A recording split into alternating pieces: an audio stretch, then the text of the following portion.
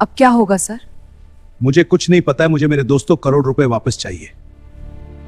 मुंबई शहर के बाहरी इलाके में समुद्र के किनारे एक पुराना औद्योगिक क्षेत्र था। यहाँ दूर दूर तक फैक्ट्रियों की लंबी कतारें थीं। ऊंची चिमनियों से धुआं निकलता रहता था और उनके बीच से गंदे नाले बहते थे।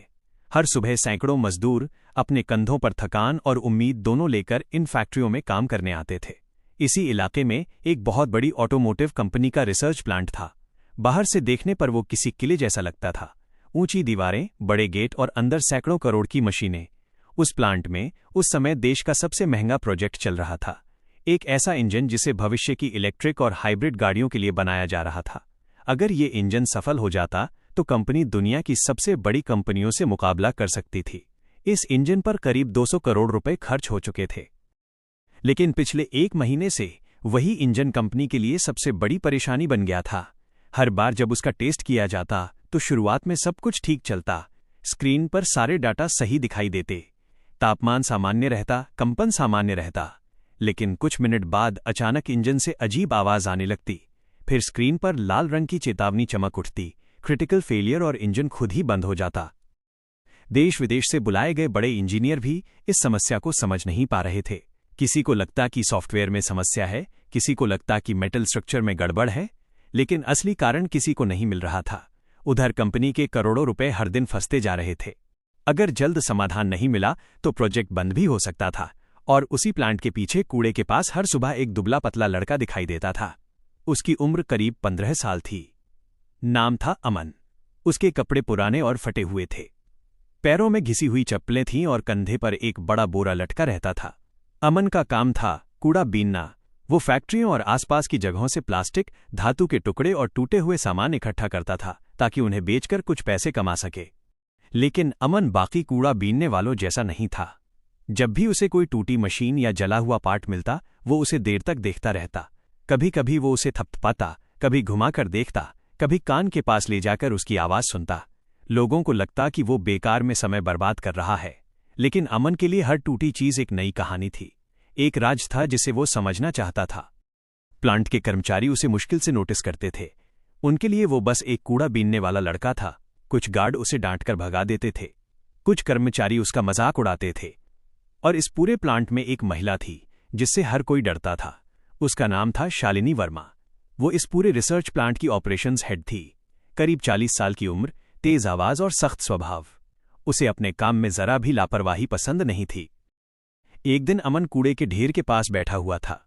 उसी समय प्लांट के अंदर से एक ट्रॉली में कुछ जले हुए मेटल पार्ट्स बाहर लाए गए। अमन ने देखा कि उन पार्ट्स पर उसी इंजन के निशान थे जिसके बारे में वो कई दिनों से बातें सुन रहा था। उसने चुपके से एक छोटा सा मेटल पार्ट उठा लिया। वो उसे ध्यान से देखने लगा। उसने उंगली से हल्का सा थपथपाया। एक अजीब सी आवाज आई। अमन की भौहें सिकुड़ गईं। उसने फिर से थपथपाया। इस बार उसने अपना कान उसके पास ले जाकर आवाज सुनी। फिर वो धीरे से बुदबुदाया, ये आवाज सही नहीं है। उसी समय प्लांट के अंदर से जोर जोर की आवाजें आने लगीं। एक और टेस्ट फेल हो गया था। अंदर इंजीनियर परेशान खड़े थे और शालिनी वर्मा गुस्से में चिल्ला रही थी, हर दिन करोड़ों का नुकसान हो रहा है और तुम लोग एक इंजन भी ठीक नहीं कर पा रहे। अमन बाहर खड़ा सब सुन रहा था। उसका दिल तेजी से धड़कने लगा। उसके हाथ में पकड़ा हुआ छोटा सा मेटल पार्ट जैसे उसे कुछ बताने की कोशिश कर रहा था। अमन को लग रहा था कि इस इंजन की समस्या सिर्फ टूटे हुए हिस्सों की नहीं है, कुछ और है, कुछ ऐसा जो शायद अंदर बैठे बड़े बड़े इंजीनियर भी नहीं देख पा रहे। उस दिन पहली बार अमन के मन में एक अजीब सा ख्याल आया, क्या ये संभव है कि वो इस इंजन की समस्या समझ सकता है? एक कूड़ा बीनने वाला लड़का, 200 करोड़ के इंजन की समस्या? ये सोचकर वो खुद ही हल्का सा मुस्कुरा दिया, लेकिन उसके दिल के किसी कोने में ये बात बैठ चुकी थी। शायद वो कुछ समझ रहा था और शायद ये कहानी यहीं से शुरू होने वाली थी। अगली सुबह प्लांट का माहौल पहले से कहीं ज्यादा तनाव भरा था। रात भर इंजीनियरों ने इंजन के डाटा का विश्लेषण किया था, लेकिन कोई भी स्पष्ट वजह नहीं मिल पाई थी। हर रिपोर्ट एक ही बात कह रही थी, सिस्टम सामान्य है, लेकिन परिणाम असामान्य। आज कंपनी के बोर्ड मेंबर भी आने वाले थे। अगर उनके सामने भी इंजन फेल हो गया तो ये प्रोजेक्ट हमेशा के लिए बंद किया जा सकता था। प्लांट के अंदर बड़ी स्क्रीन पर इंजन का लाइव डेटा दिखाई दे रहा था। तापमान, दबाव, कंपन और लोड के ग्राफ लगातार ऊपर नीचे हो रहे थे। इंजीनियरों की आंखों में थकान साफ दिख रही थी। कई लोग 3-3 रातों से ठीक से सो नहीं पाए थे। शालिनी वर्मा तेज कदमों से इधर उधर घूम रही थी। आज आखिरी मौका है, उन्होंने सख्त आवाज में कहा, अगर आज भी हल नहीं निकला तो हमें ऊपर जवाब देना पड़ेगा। उसी समय प्लांट के बाहर अमन अपने रोज के काम में लगा हुआ था, लेकिन आज उसका ध्यान कूड़े पर नहीं था। उसकी नजर बार बार उस बड़े हॉल की तरफ जा रही थी जहां इंजन रखा हुआ था। उसने रात को उस छोटे मेटल पार्ट को अच्छी तरह साफ किया था और कई बार उसकी आवाज सुनी थी। उसे अब लगभग यकीन हो चुका था कि समस्या कहीं न कहीं कंपन के तालमेल में है। दोपहर के समय प्लांट से फिर कुछ खराब पार्ट्स बाहर फेंके गए। अमन ने मौका देखकर उनमें से एक छोटा सा टुकड़ा उठाया। उसी समय पीछे से गार्ड की तेज आवाज आई, अरे क्या कर रहा है तू? अमन घबरा गया। साहब, बस देख रहा था, उसने डरते हुए कहा। गार्ड ने उसे धक्का देकर दूर कर दिया। भाग यहां से, ज्यादा होशियारी मत दिखा। अमन चुपचाप वहां से हट गया, लेकिन उसके मन में एक अजीब सी बेचैनी थी। उसे लग रहा था कि वो सच में इस समस्या को समझ सकता है, लेकिन वह कौन था? एक गरीब लड़का जिसकी बात शायद कोई सुनने वाला भी नहीं था। शाम होने लगी। आसमान में हल्के बादल छा गए थे और प्लांट के अंदर तेज रोशनी जल उठी थी। आखिरी टेस्ट की तैयारी चल रही थी। अमन गेट के पास खड़ा सब देख रहा था।